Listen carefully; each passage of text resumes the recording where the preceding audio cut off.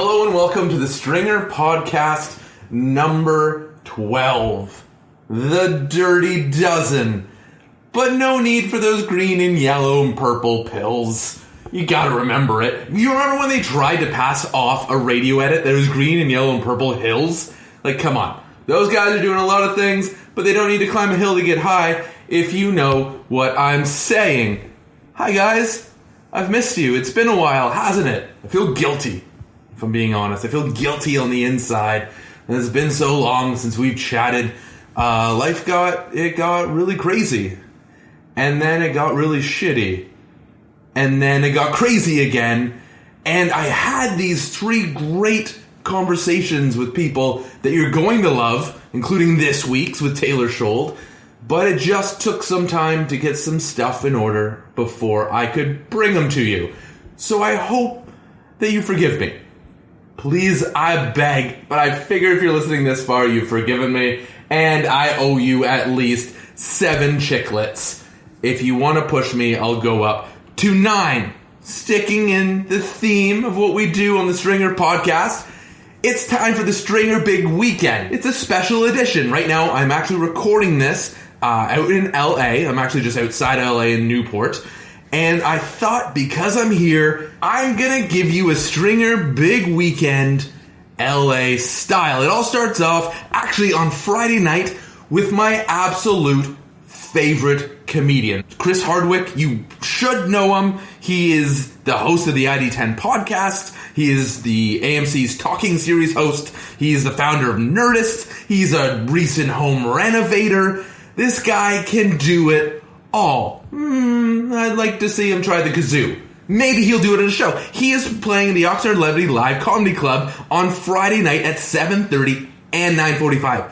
2 shows, $30 each. That's a steal for this guy. His comedy specials are amazing. His podcasts are amazing. He's actually been a huge inspiration for me personally. Oxnard Levity Comedy Club, 591 Collection Boulevard in Oxnard, California. You can pick up tickets. You can see if he's going to play the kazoo. I doubt it, but maybe he can. Get your tickets at oxnard.levitylive.com. On Saturday, you're still up for a little bit more? The Backyard Busk. This sounds really interesting. It's in Long Beach, 1720 East 14th Street. It is free, but donations are welcome. Starts at 9 p.m. It's a mix of musicians, authors, poets, comedians, and any other type of artist you can think of.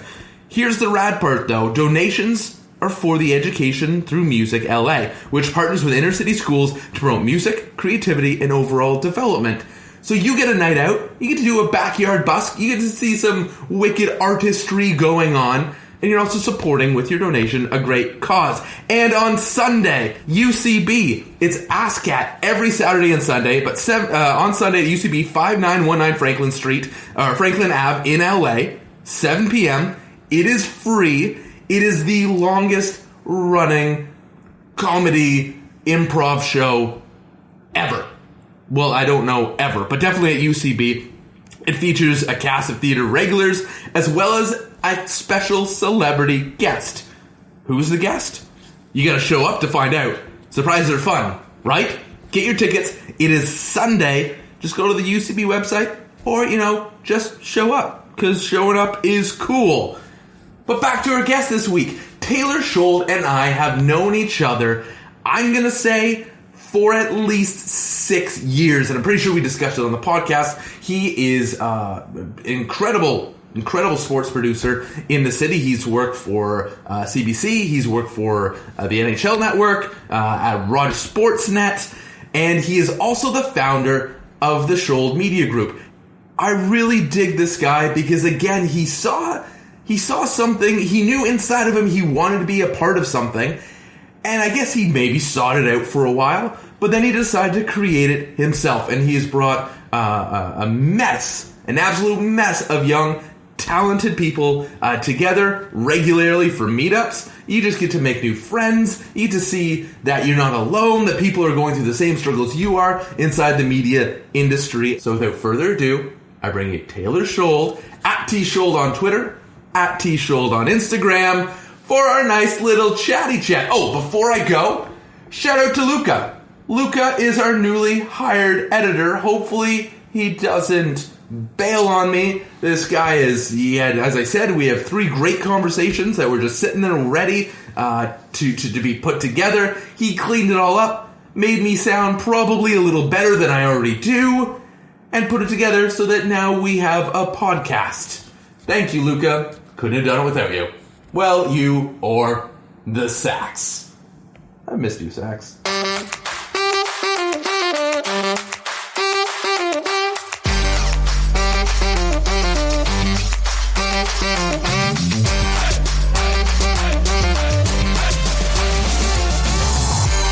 What's the first rule to radio, Taylor? Mics are always hot. Mics are always hot. Okay.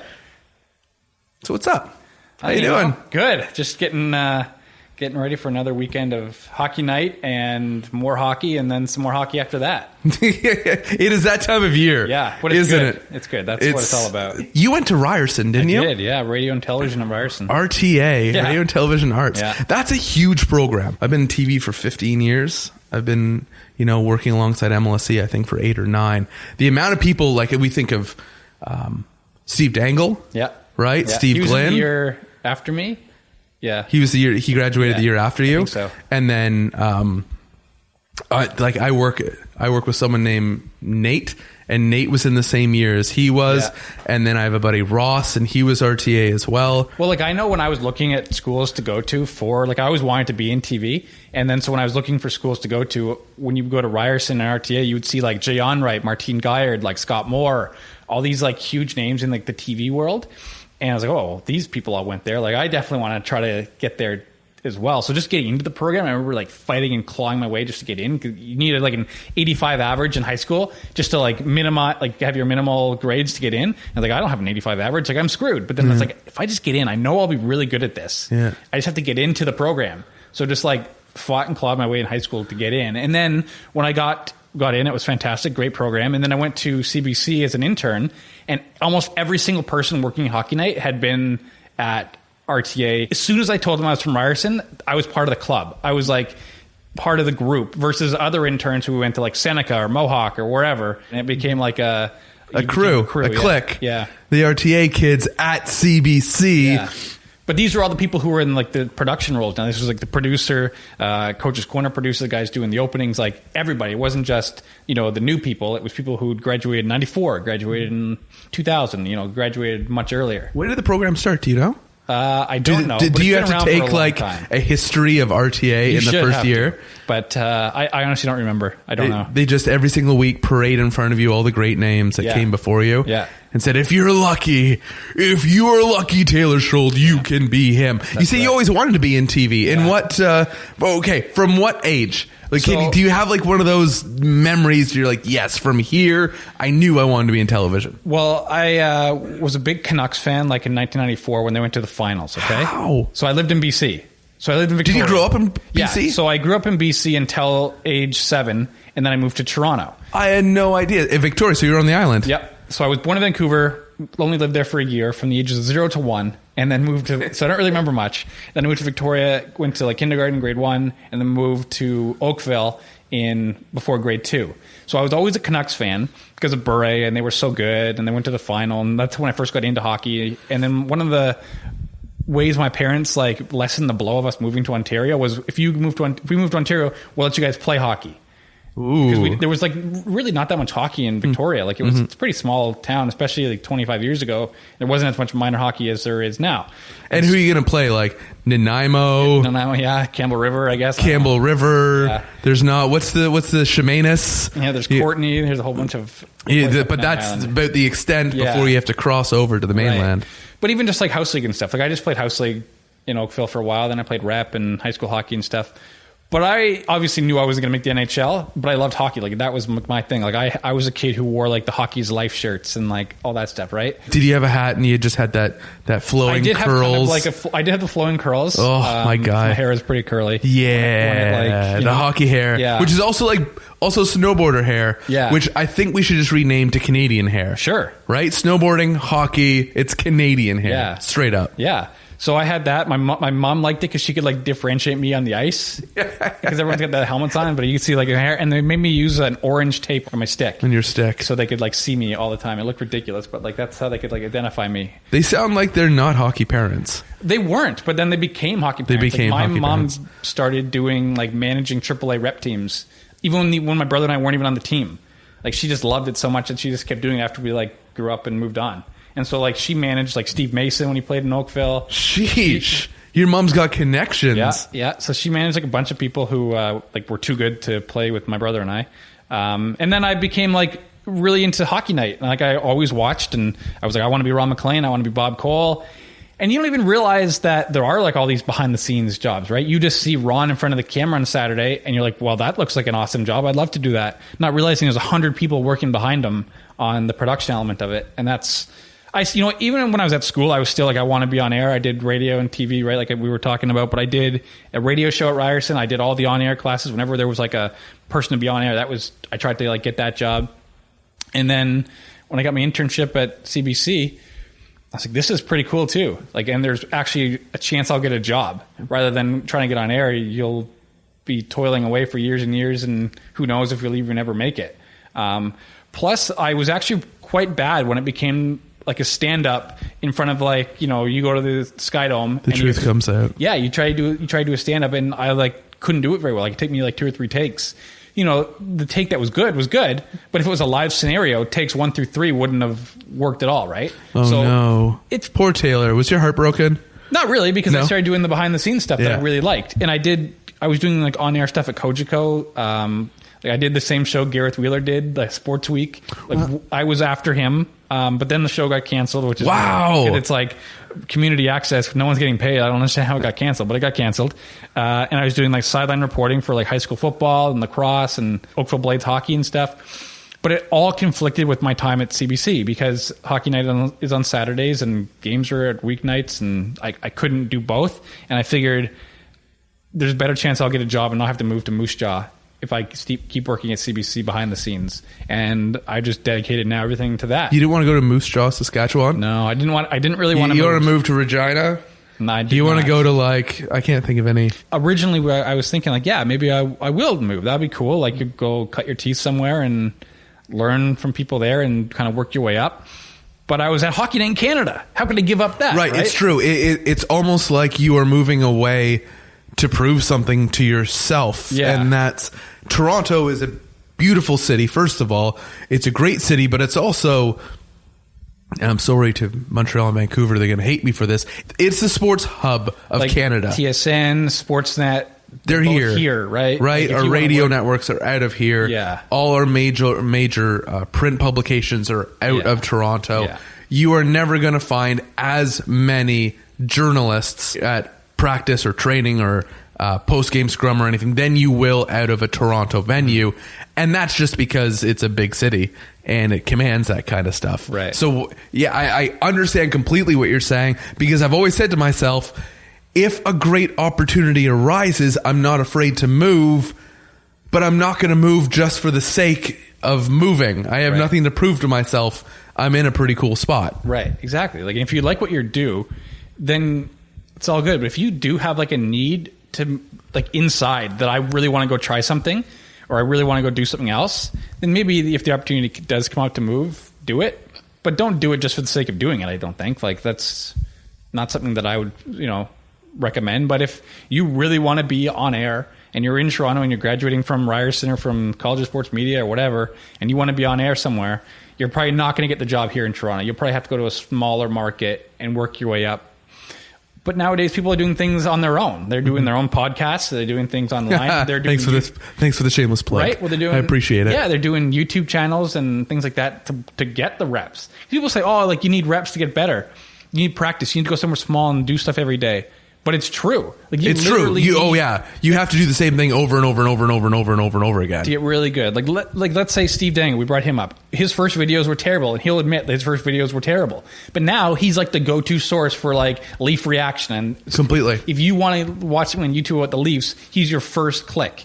He's now doing stuff on Sportsnet. He's got his own podcast, and he's grown through doing stuff on his own. He didn't move to Lethbridge to work on some, CTV program doing sports there. He just did it himself and got better, every single day to become the person he is now, versus 10 years ago, you couldn't do that. You literally had to go somewhere and go to the local rink and do your stand-ups there and come in and do your 6 o'clock newscast and then your 11 o'clock and go home. And that was it. Now you can do it whenever you want, wherever you want. You do it on your phone. Like my phone has 4K capabilities to shoot video, better than a lot of cameras out there.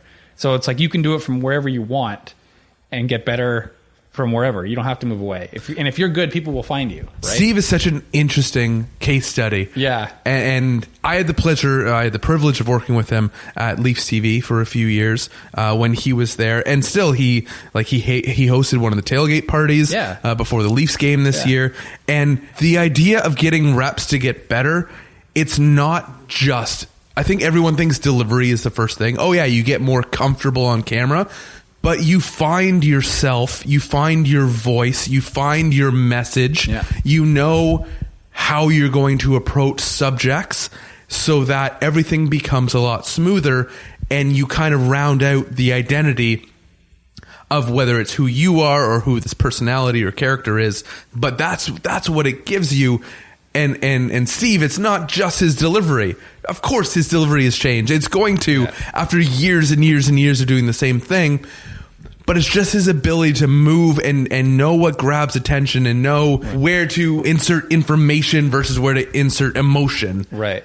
And he's by no means a one-trick pony, because that showed he had a radio show first, and then it develops into the podcast, which again didn't exist. People didn't have podcasts. Didn't exist. I remember listening to his radio show on the internet, but it was live. And I maybe would catch when they put it up afterwards, but the podcast term wasn't even invented. No. And when I was at Ryerson, I had my own radio show every Thursday at 6 o'clock on Spirit Live Radio, which was the internet radio station at Ryerson. That then we would archive our shows. So you can send them to your mom or whatever. Yeah. And that was the original podcast. But we were it's live, but then what are we doing recording these? Why are we recording it for people to watch, listen to later? That doesn't make sense. But Ryerson was almost like a pioneer. No, record it, put it in a bank, and then people can listen to them whenever, because maybe they're busy at 6 o'clock on a Thursday. Completely. And we were thinking this is radio. On-demand radio. Yeah. On-demand. Now, podcasting, that's become such a popular thing, and people really, really enjoy their podcasts, and they become an incredibly lucrative, and depends on the podcast, but not this one. It can be this one isn't lucrative. This is just two guys sitting in a room. Yeah. It can be a very big thing though. Look at Bill Simmons. Yeah, he's completely. now just changed the game, and there's a million of them that. Or podcast networks you look at as well. I think of the Nerdist podcast network. Chris Hardwick, he's not a pioneer of podcasting, but to me he is. He's been around long enough that the Nerdist podcast is that staple. But then they have the whole group of Nerdist podcasts in the podcast network that if you want, to talk about superheroes, or if you want to talk about Star Trek or comedy or whatever road you want to go down, they now have a grouping, which is really the new radio station, right? It is definitely. They have radio programs, audio programs, which you can fill your day with start to finish, that has some level of regularity, generally once or twice a week, that you get to program, quote unquote, yourself, because everything is on demand. Everything in life now is on demand. Yeah. And we see how important that is to the viewer, that appointment viewing outside of sports. I was just going to say, that's why I think maybe I have a little bit more job security, because I work in live TV sports. It doesn't get preempted for anything else. You got to sit down at 7 o'clock on a Saturday to watch the Leaf game. And sure, you can PVR it and watch it the next day, but it's not the same. No. The thing with sports is it's a communal, everyone's watching it at the same time. Sports and award programs. Yeah. Those are the two that I give, that nothing else happens. Because even you look at the news, because they used to say it's sports in the news.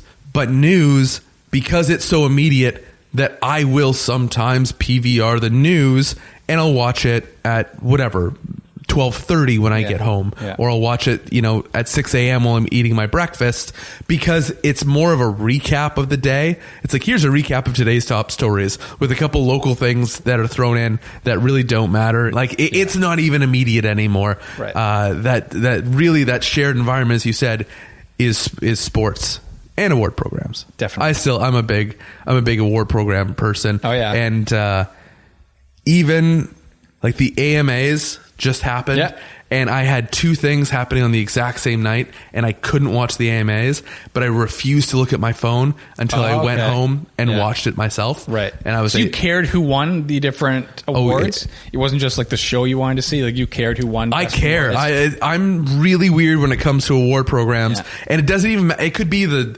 Globes, it could the Emmys, the Grammys, AMAs, Nickelodeon Kids' Choice. Yeah. I totally watch the Kids' Choice Awards. Yeah. Obviously the Oscars, the ESPYs. I'm a nerd. I'm a huge nerd for award shows. And you care who wins. Like, it's not just the spectacle, the show, the performances. Like, you care that LeBron James won Best Male Athlete or whatever, right? Yeah. Oh, cool. Why else do you want? Like, the spectacle is cool, but it's just the framework for who won. Yeah. I want something. It gives me something to talk about. I'm still a water cooler moment guy. Right. Where I still like being able to come into work the next day prepped with a couple things that happened the night before or happened on the weekend that I can go and just interact with someone one-on-one and talk about. At our work not too long ago, we actually had water cooler talk about the water cooler, because it was giving water that was so cold there were like chips of ice in it. Really? And so that was a big topic of discussion at our work. Was, is it too close to a window? No, it's right in the middle of the office. I don't know what's going on. And it's just freezing stuff up. But like, just, it's a slushy machine. It's like the little chunks of ice that are almost like indetectable till you're like, until it's in your mouth. Yeah, completely. So, that was water cooler talk. Water cooler talk about water cooler. We talked about that. Sounds like a new podcast to me. Right, where we literally go each week. We talk about a different line of water coolers. Right. I love the ones that have the hot water spout, so you can make your tea right from the water cooler water. Do you? I do it. Oh, you do? Yeah. I always laugh because I've never seen anyone use it. Yeah. You're the one. I've even seen. And it's so hot that I actually put some of the cold water in at the 3/4 mark just to cool it down. Now it's tea talk with Clay and Taylor. Yeah. What is your go-to for tea? I'm a huge tea guy. If you look at my cupboard at home, I have, and I'll go to the grocery store because it's like $2. Right. I'll be like, oh, I haven't seen this before, and I'll buy it. Yeah. I'm just a green tea, just regular standard Tetley green tea guy. Oh, right, middle of the road. Yeah. Green tea, a little on the healthy side. You get to tell yourself, hey, you know what? No milk, no sugar for me. You don't put anything in it, do you? Not usually. I just have like a little thermos on my desk, go to the water cooler, fill it up with hot water, and drop the little tea bag in, and then that's it. You're adorable, Taylor. Oh, thank you. Look at you, little teetotaler. Yeah. Teetotaler Taylor. But at home, we have a lot more teas. Like my fiance, she's more into the tea than I am. Her family is like way into the tea. They have like tea cabinets at their house. That's just tea. Correct me if I'm wrong. You bought a place east of the city, right? Yeah, I'm in Pickering. You're driving in from Pickering because you own a home. I do, yeah. You are an adult. Yeah. Like, you are legit an adult. How long have you been living in Pickering now? I moved to Pickering in 2012 when I got the job. Yeah, when I got a job at the NHL Network. I was living in Oakville with my parents, and I was like, so it was Oakville, and then the job was in Scarborough. So that was a nightmare 401 commute to get there every day. So I started looking at like basement apartments in Scarborough just to rent, and for what the prices were and the quality and like the neighborhoods, like I don't want to do this. So then I had some money in the bank and I bought like a townhouse, and the market started to go up. So I figured I might as well try to get into a detached house. So my girlfriend at the time, now fiance, this is your second house? Yeah. Because, we wouldn't be able to afford the house that we're currently in. Oh my goodness. If we didn't have the townhouse and make a bunch of money off that to then be able to put the down payment on the You're my hero.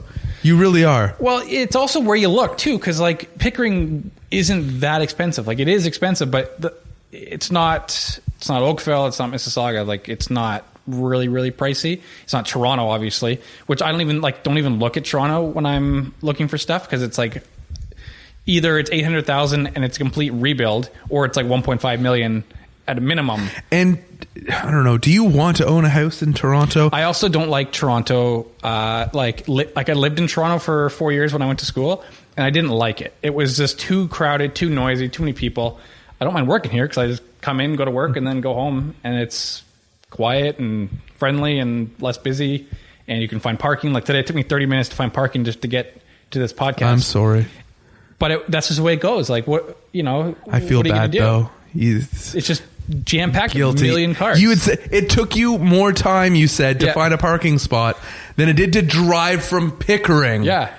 Which is unheard of. Because I gave myself a lot of time to get here because, again, you don't know the traffic. So I gave myself like over an hour and a half to get here. And it literally took me 30 minutes. Then it took me 30 minutes to find a parking spot. Then I waited for Clay for another 30 minutes. No. I don't remember this. I emailed you that I was here. Because here we go. Okay. This is the good. I like this conversation, though. Ugh. So I'm not mad. Because I'm squirming. Yeah. So I emailed Clay to say, hey, I'm here. Like, let me know when you're around and I'll come on up. So we had been emailing all about the podcast. It started on Twitter, but then I said, let's get offline. Let's go to email. And this is a very important lesson, actually. I like where this conversation is going. Yeah, that's what I'm doing. I don't mean to do this to shame you. I'm just doing this to like my line of thinking here. So we had about 5 or 6 emails going back and forth about, what day works, where do you work, where can I park, what time. Yeah, so it's where am I? Yeah, exactly. It's all an email. So then when I got here, I knew he had a meeting beforehand, so I knew he wouldn't be at the building, but I knew I'll park and I'll email him when I'm here. And then when he gets here, he can buzz me up. So I email him and say, hey, like I'm just parked out front. Let me know when you're here and, we can do this thing. And the reason I didn't text him or anything was because it was all in the same thread. And I have people that from time to time will send me a text or they'll email me or they'll send me a Twitter direct message or they'll message me on LinkedIn or a Facebook message. All from the same person on all these different mediums. And then when I want to go back and look at what they've said or find the file they sent me or the phone number, whatever, I don't know where they sent it to me. I know they sent it to me because it's spread over. It's spread out all over these different mediums. So I figured in this case, I'll email Clay saying that I'm here. So it's on the same thread and that we're all on the same page. And if I ever need to go back and find his address, I know it's in this email thread about the podcast. And then you're like, oh, how come you didn't text me? It's like, for me, I think I was sitting in a meeting. You're right. I had a 9 a.m. meeting this morning.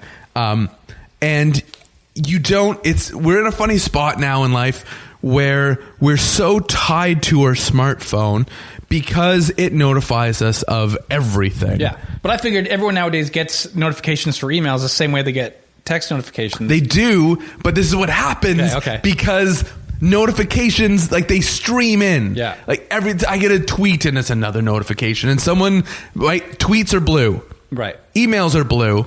This is how I work. Okay. Instagram is like this reddish, wine-ish color. Yeah. Text messages are green.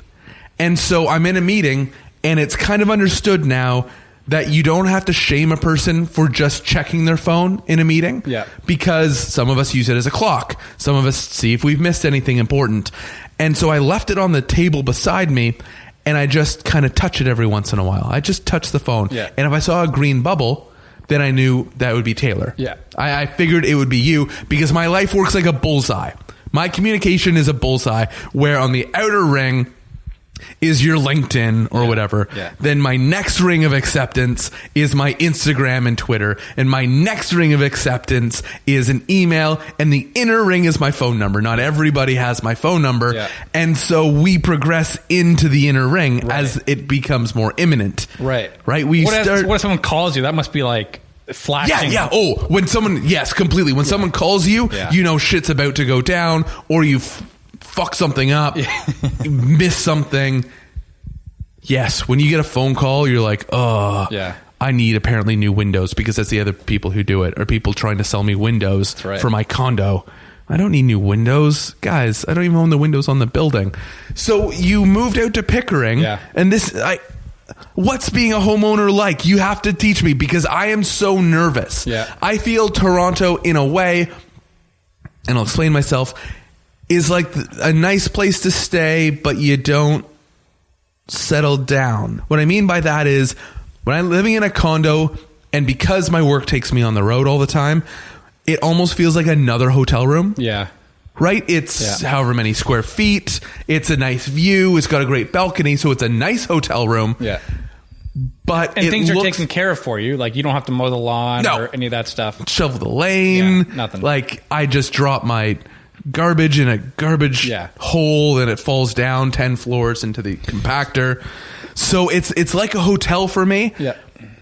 And then I will have to make a conscious move to buy a house outside the city, because that's where you settle down. You don't settle down in the city, you settle down out of the city, at least in my head. But I'm scared of it.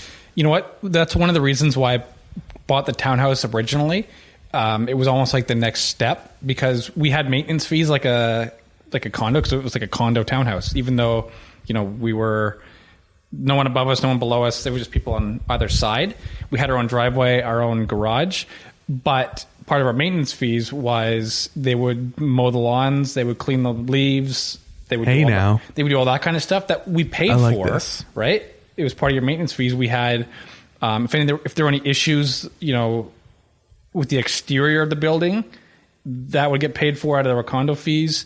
There was a lot of stuff like that actually was like really, you didn't have to worry about, because it was done for you. It's a nice middle step. It was a middle step. Is what you're saying. You're like, I don't have all the responsibility of being an old-timey homeowner. Right. If something went wrong with the roof there, it would have been covered by perfect. The condo board or whatever. And only a couple times we ended up using it. One time there was a bat that got into our house through the attic somewhere, and they paid for like the pest removal to come and seal up the attic. You are in the country. But I had to get the bat. I had to kill the bat. Not kill it, but I caught the bat and then released it. How do you catch a bat? So that was a ridiculous situation. So what happened? Did you have a hockey stick? I'll tell you the whole story here. So my girlfriend Deanna and I were sitting there on the couch watching TV, and we hear the cat like playing with something like in the front hallway, which is weird because like the cat never really goes in the front hallway, and she's like really like fighting something. What the hell? So I get up and I go, and the cat's like fighting a bat. The bat had like come because we were getting work done on our ceiling in our bathroom. There was a leak, so there's a hole. There was a hole. We tore a hole in the ceiling point where the bat came in from the attic and came down like the inside of the walls and then out through the bathroom door. And so the cat's playing it. I'm like, oh my god, a bat! So I grab the cat because I don't know if it's got rabies or something, right? So I go grab the cat and then give it to Deanna and say, go upstairs to like the bedroom. We gotta get this bat out of the house somehow. Hide, basically. Because all bats are vampires just during the day or whatever. It's in the other form. Yeah, that's our main... That's my main concern. Yeah. It's going to bite me, and then I will be forever undead. Exactly. So what I did was I went and put like a long sleeve shirt on. I put on a toque, because I figured... Of course, I don't Canadian. want to get stuck in my hair. Yeah. And then I grabbed... Because you long, wavy hair here. Yeah. It could just get caught up in there. Yeah. Nests. Have a whole family of bats, and you won't even know they're there. Yeah. Well, first, actually, as all millennials will do, I went on Google... How to get a bat out of your house. So that is hilarious. Yeah. So they were like, oh, like open a door, put a light on outside, except so they'll go to the light kind of thing, right? Like a fly. Yeah.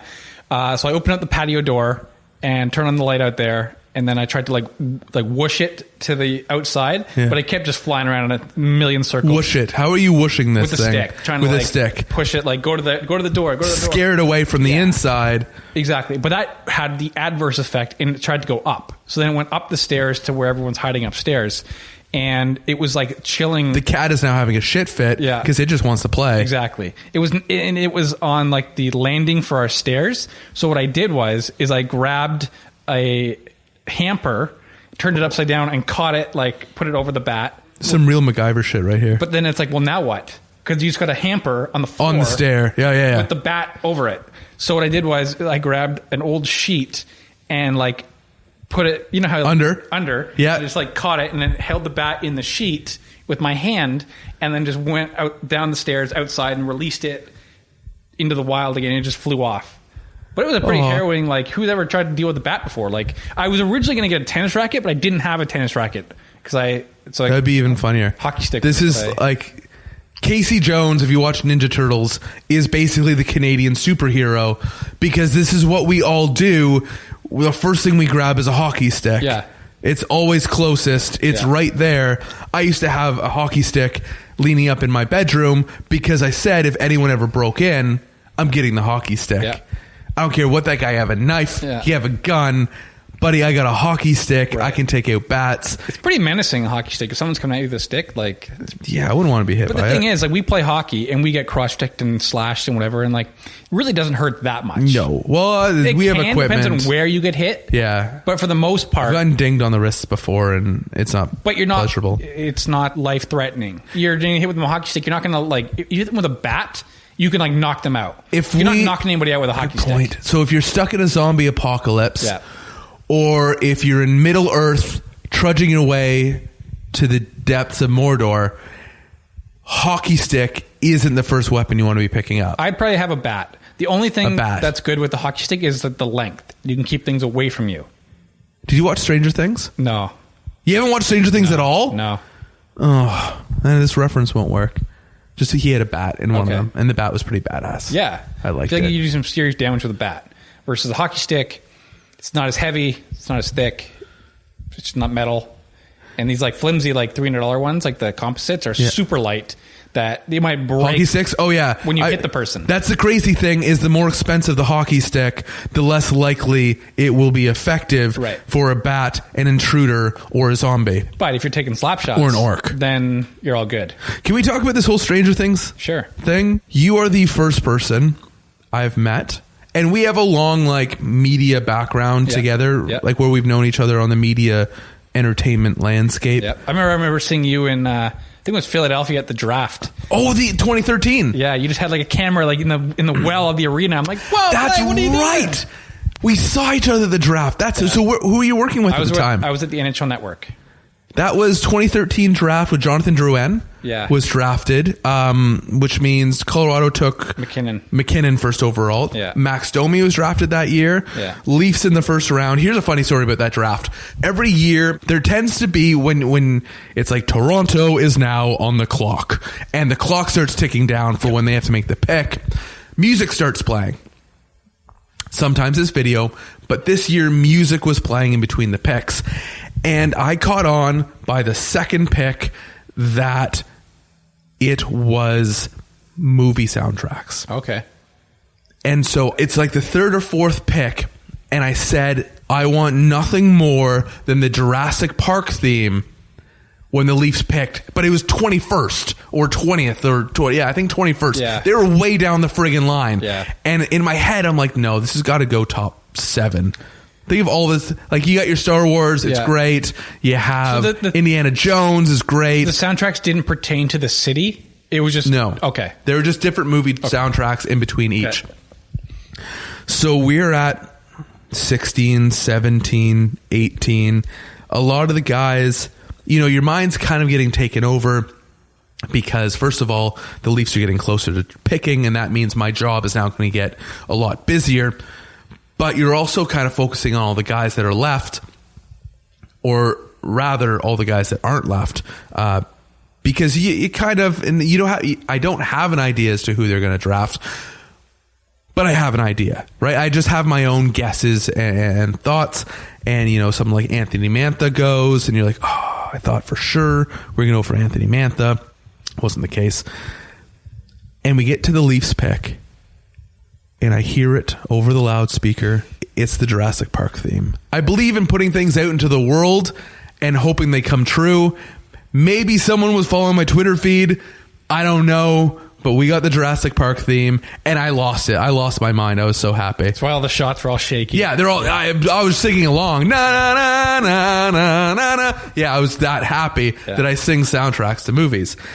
That's that. Where are we going with that? You wanted to bring up Stranger Things. Oh, Stranger Things. So, what gives? Not your thing? Are you one of those guys that's like, oh, this is cool? Well, I'm not going to watch it because everyone's watching it. I'm a little like that, actually. I don't like being told what to watch. I like being able to find things like on my own. Like I was one of I watched House of Cards like before anyone else. Like I thought that was like, I remember the build up to it. It's like, oh, this is going to be a really cool show. It was one of those things where this show seems like up my alley. Cause there's 3 main things that I attribute to watching a show. Okay. The first thing, usually, so Seinfeld is my favorite show of all time. So that's, interesting. That's funny. Okay, so comedy. I really like comedy. Okay. So if it's funny, but like smart funny, not dumb funny. I really like smart, funny shows like Curb Your Enthusiasm. Another like really show Larry David is the common string, obviously. There. So smart, funny. If there's an actor or a theme that could actually be real. So like, even though James Bond is a fictional character, it's not implausible for that to be real. Okay. Like, Makes so I sense. like things like that, like, Mission Impossible, like, it's not, although the special effects are crazy. And so cool, is fantasy not really your thing? I don't like then? fantasy whatsoever. Oh, so my whole Middle Earth, Mordor, Middle Earth, like, Lord of the Rings. Lord of the Rings. I've never seen The Hobbit. Oh, never that was seen lost on you. Any of that stuff. Yeah. There should be a disclaimer that comes with you. We should work on this. Right. First of all, that you only reply to emails or in the same manner of communication that we started things. Yeah. Second, don't bring up anything to do with anything fantastical or magical because it's not real. Yeah. Have you seen like the Avengers? Yeah. But you're not. Even the Avengers is on the outer rim of your. Rim. So Deanna, my fiance, interest. she really likes all those movies like the Avengers and superheroes. She likes like really. Does she want to come on the podcast? She can come because I feel like her and I would get along. Yep, you probably would. But she likes all the she loves action movies and stuff, and I do too. But the three main pillars for me are like smart, funny, plausible situation where I'd want to be that person. So James Bond, like completely, Suits, like I'd love to be like one of those guys. And filmed then, in Toronto. Shout out. Yeah, I was on Suits. You're on Suits. I was a background actor on Suits. Yeah. It was cool. And what did you have to do? Did you have to stick something in a filing cabinet? No, so what it was an outdoor scene, and Lewis and some guy were talking on the street about a case or something. And what season? Do you know the season? The latest, season 7, I guess. Oh, my God. And basically what happened was so Deanna's sister works in like background casting and like knows that I always want to get on Suits. Although her company doesn't deal with Suits, she knows like all the other casting agents, whatever. So they're like, listen, I said to her, if you can ever get me on Suits, like I want to do it. I don't care when, where, whatever. I got to get on the show Suits. So she's like, okay, here you go. Here's a day you can go. So I put on a suit, went downtown, and it was an outdoor scene, and they were handing out like props to all of us. And I was like just the back of the line waiting for my turn to get my prop. And the guy's like, oh, sorry, man. Like I ran out. Like they were giving out briefcases and cups of coffee and like all these things. Like, oh, sorry, dude. Like I ran out. There was too many people, I guess, right? Like, okay, fine. So I was like, oh, I know what I'll do. I'll just pretend like I'm talking on my phone. So I just had my phone out, and I was just like walking down the street, like pretending I was talking on my phone. And the way that they sent me down my like path was like right in between the characters talking. So there's like 1 second of me. But for a background extra, that's pretty. 1 second is like 2 hours. Have you freeze framed it, blown it up, and hung it on your wall? I haven't done that, but I put it on my Instagram, and it's one of my like most liked photos ever. And it was very cool because. Are you pull it up for me? I'm going to show you. All right, can you give it to us so we can post it as well when the podcast comes out? Yeah, I will. Oh, this is amazing. Because like I don't usually get 100 likes on any Instagrams because like I don't really have that many followers. But there's me in the back. Oh my goodness. So I'm First of all, you look great. Well, thanks. Good choice on the gray suit. But I'm blurred out. That's why I look so good. Because I'm in like great. what is that focus called? I'm in like the back of the rack focus. Yeah, well, it's soft. Yeah, it's really soft. You're not in focus. They call it out of focus. That's the technical term, right?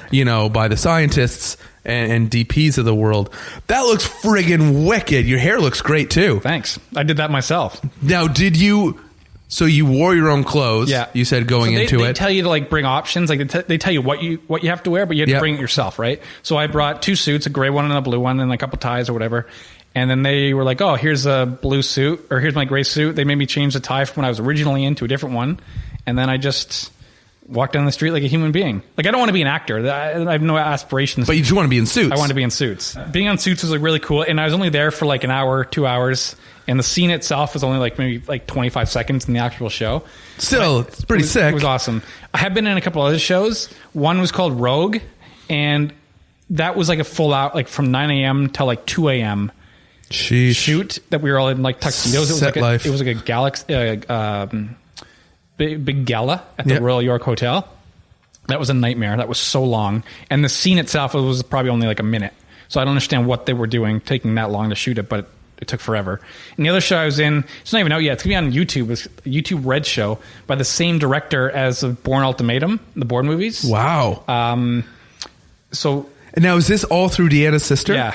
That she just kind of weaves you into these things? Like I'm not ACTRA or anything, so they have ACTRA limit. So once you get over 20 actor people, then you can just get random people off the street. So I'm like non-union. I'm the non-union random guy off the street, and I've been like a teacher. In the YouTube one, Key and Peele, the tall guy. Which one's he? Do you know? Key and Peele, the tall guy with the not Jordan Peele, shaved head.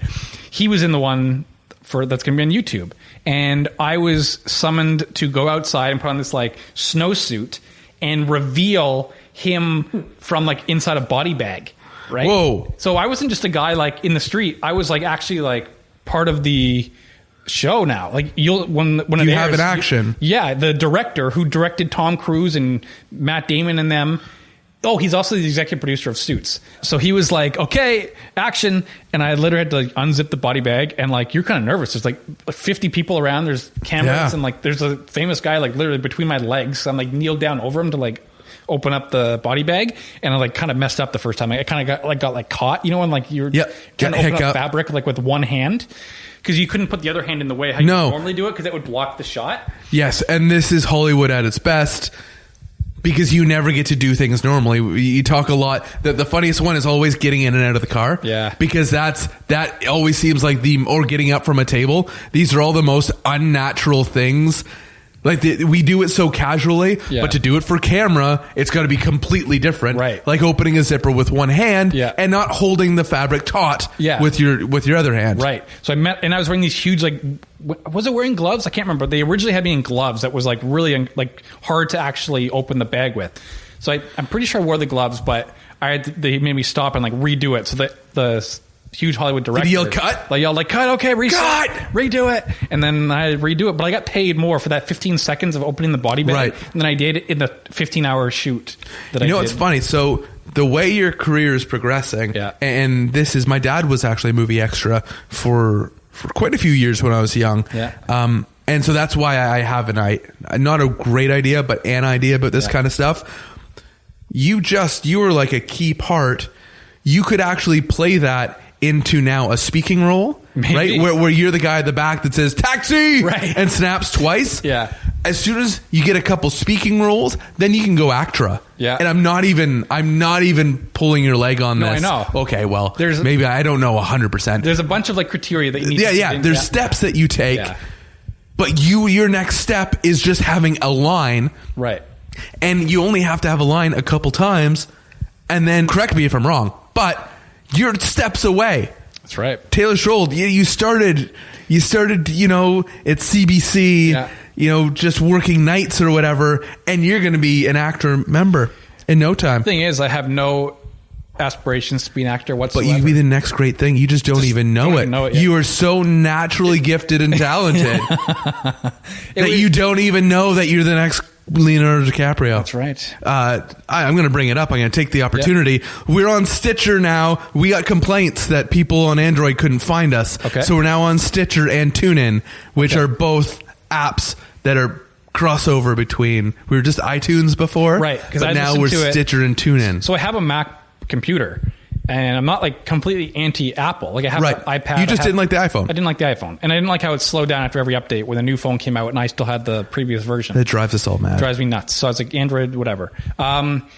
But I always listen to this podcast on iTunes, which I'm glad it's on somewhere else because I don't really like the iTunes interface. I don't like it now. I used to like it, but I don't anymore. The one I really like from what other podcasts I listen to is SoundCloud.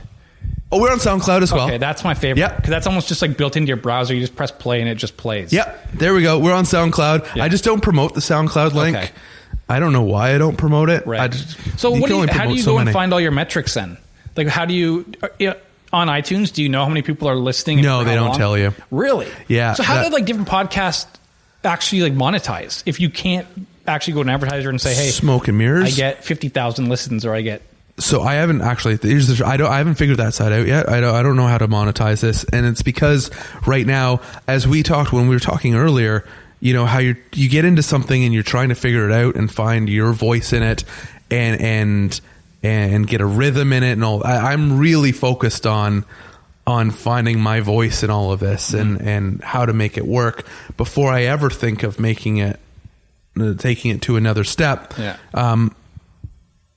I would imagine I've been doing in entertainment for long enough in sports to know that a lot of sponsorship deals aren't sold on the package you put in front of them and all the metrics inside. It's sold because, hey, you know the guy at Nike, and they're looking to invest in ... and they're looking to expand into, more grassroots personalities or something like that. And I know so much that works off that. That's how people walk into sponsorship deals and getting the different quote unquote commercial times on board. Like this podcast this week, we're brought to you by stamps.com.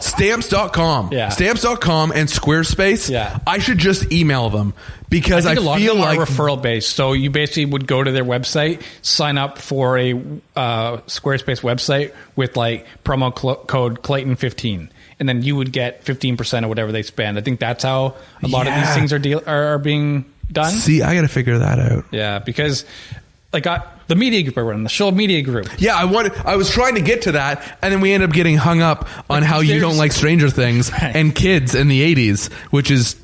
It could have happened, Taylor. It could have, yeah. It could have happened. Yeah. I wanted to get to the Shold Media Group because the reason being is I'm a firm believer, and we talked about this earlier as well, that if you have a hole in your life, that you can just go fill it. You can just go fill it. You don't have to wait until someone tells you, oh, you're a writer, and pats you on the back for you to be able to hone your writing craft and to write regularly. It's great. It's great. There's nothing holding us back. And if I wanted a radio show, I can create a podcast. There was a need, I'm thinking, that you had to fill in your life. There's something that you want to express. And you were among the first of the people I knew that said, and even though it's different than what I chose to do, you were like, no, this is something I want to do, and I want to do it on my own. How did SMG... Like, what's the history? What's the early days? The early days are when I was working at CBC out of my internship and getting a job there. It's unionized at CBC, and there was a big budget cut coming, and they were saying we're going to lay off 500, 800 people. And because you're a union and I'm the last guy hired, it's pretty obvious you're going to be the first guy fired. That's just the way it works. So I was like, well, I only have worked in one place, CBC. I only know CBCers who are now going to be laying off a whole bunch of people and not going to be doing any hiring anytime soon. So how can I meet people in the industry outside of where I currently work? And I thought to myself, and also it was how to get my work out there as well. So originally I just created my own personal website just to post my work, my openings I've done, features I've worked on, just as a way to kind of get a portfolio out there. And then in order to get people to come to my website, I figured I would talk to people in the media world who I could interview, put it on a tab on my personal site, and then once they're there, maybe they'll see some of the stuff that I've worked on. But then the media side of it became way bigger than any of my own personal stuff. So then that needed its own website, and that's when I was like, okay, well, maybe people actually want to talk to other media people and learn their stories. So then I thought, okay, well, I need to meet more people. I'll create a hub on the internet where I can... Hub is a good word, by the way. I like that. I can reach out to anybody I want. And that's how you and I first met, was because I saw you on Twitter or something. I liked what you were doing. I'm like, oh, how can I meet this guy? Oh, I know. I'll say, hey, do you want to be part of this media group that I've started? Do you want to come out to an event? Do you want to be in a video or whatever, right? Or do you want to be on a profile? Events. It started with events. Yeah, I had an event at, I think you came to the first one. I was at the first handful. Yeah, and I remember thinking, okay, no one really knows me. I've put on... Say What, the first one? Say What, yeah. 7:00, meet at Say What. Here's the date and time, and I got there, half an hour early, waited. No one showed up for the first half hour of the actual start time, so I had been sitting there literally for an hour by myself going, oh, well, no one's coming. I guess I didn't do a very good job at this. And then... my one friend, Mike Conkin, who now works for Global Winnipeg, walked in the door. And I was like, okay, we got one. Yep. He's a friend of mine, but we got one. Yep. And then as soon as he came in, I would say, Simon Bennett came in. Yep. Simon's actually going to be on the podcast. Who I hadn't met. He saw it online and came out. He's one of the first people who legitimately just saw it out there and thought this was cool and came out. And he's been to almost every one. Dango was at the first one. Sarah Davis, who was at Leafs TV. Yep. Nesson. She came... And then, again, more friends of mine, and then people who'd just seen it online. And it was like, okay, people want to interact with other people in the industry. They want to get together and network. And the networking events that I do aren't like stuffy. They're just literally go to a bar, have some drinks, and hang out. Yeah. It's not, there's no guest speakers, there's no name tags. It's just kind of like literally go and have some beers and just kind of become friends with people. And I feel like that's the best way to actually network and have a mutual beneficial relationship. If you're just friends first and then maybe business partners or something later on. And then the website just keeps growing. Like I keep reaching out to people who want to do profiles, and people really like sharing their stories. They like sharing their advice, and people approach me about if they can be profiled, or then I go on the internet and I see different career-based articles that would pertain to the media world. I'll reach out saying, hey, can I, post your article on my site? And I'll, obviously give you credit for it. And then, I post it. They then retweet it out because it's good promotion for them, good promotion for me. And it just keeps building that way. And it's just a group that's grown. It's got 700, 800 people on Facebook. Wow. It's got like 2,100 people on Twitter. It's cool. It's like a good group. And if people are like actually really out there to help people. We started doing videos where we interviewed people, and the videos are basically, the first 4 were legitimately a test. We invited people that we knew, like friends of ours, because, like with technical things can go wrong. And so we'll invite 4 people. As they often do, when they can go wrong. Yeah, so we invited 4 people that we really wanted to talk to, but also 4 people that were our friends. And if things went wrong, we could say to them, hey, listen, like, we might have to reshoot this because it messed up. Danielle Emanuel, her video messed up. Like, we legitimately had one camera go down. So the 2-shot of them, Mike and Danielle, Mike Valente is our host. He does a fantastic job. So the 2-shot went down. So it's just the 1 shot back and forth. And our promos with her didn't work. And whatever was a shot on the one camera just like died. So we asked her like, hey, do you mind coming out to reshoot some stuff? And she was like, yeah, no problem. So because we knew her, we felt like we could do that. Versus we've invited some people on who we don't know that well. We've met them literally for the first time on the shoot, where if we had to re-ask them to do stuff, it would be almost a little uncomfortable or kind of embarrassing. So we've tried to make the first season people that are kind of in our immediate circle, and then we'll try to branch off maybe in season 2. And now we can show people what we've done. Because when you do something for the first time, no one knows how it's going to look, right? And they not necessarily want to agree to stuff that if they have no idea how it's going to be presented or how it's going to look. So now that we got something concrete that we can send people and to show them, I think we'll have a little bit more success in getting people for season 2. You look at it first, and you told us it perfectly. You wanted to connect, and you thought by connecting, you could meet more people, and they'd be familiar with you, and they could come together, be familiar with each other. But then you wanted to take it to another level. You wanted what were you trying to scratch with the video side? A little bit. Some of it is the fact that Mike, our host, was in Winnipeg doing on-air stuff for Shaw TV. He's come back to Toronto. He's now the in-game host for the Marlies. And he always wanted to be more involved with the site, but being in Winnipeg, it was just tough for him. So now that he's back, he takes a huge burden off me because he actually edits the videos too.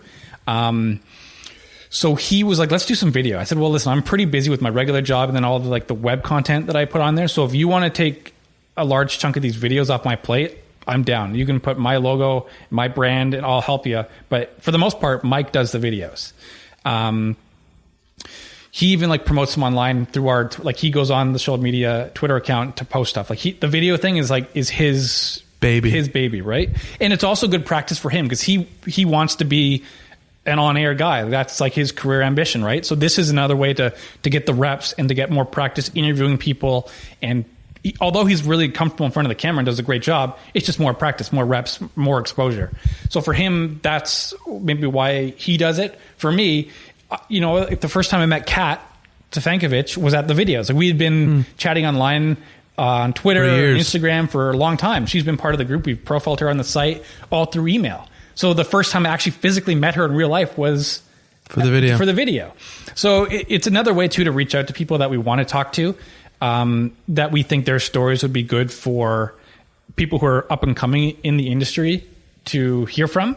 And so we've talked to people from CBC News, we've talked to people from the Raptors, we've talked to people from Weather Network, from Marlies, and just some people in the digital space, some people from entertainment reporting.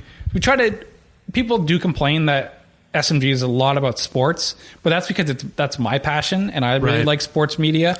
And that's where your I don't want to say inner circle, but maybe a lot of the people you interact with more regularly fall in sports. Right. And we do get the most traffic based on when we do sporting articles and videos and stuff. But I don't want to shy away from doing news interviews and entertainment and pop culture, because that's still part of the industry as well.